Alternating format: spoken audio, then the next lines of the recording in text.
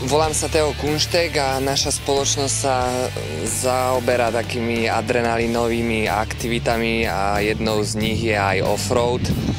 K dispozícii máme takéto maličké auto Suzuki Samurai. V teréne patrí medzi asi také najlepšie ovládateľné autá aj s najlepšou priechodnosťou.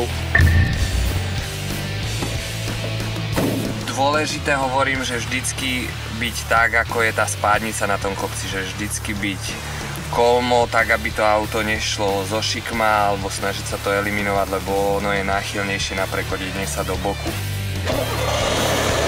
Môžem ísť kľudne? Hlavne kľudne musíš ísť. Zákon priprstí úplne aby.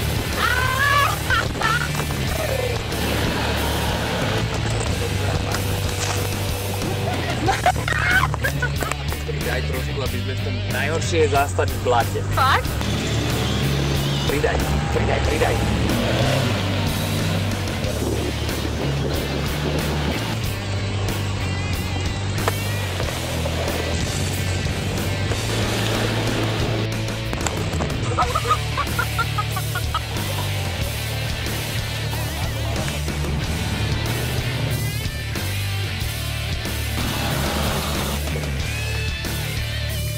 Je to super.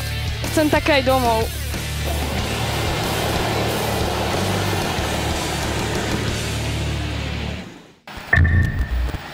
Bolo to fakt super. Išla som prvýkrát v živote na takomto veľkom aute. Vždy som jazdila iba na obyčajnom osobnom. Porúčam to fakt každému, kto má rád auta a ďakujem, uži si to.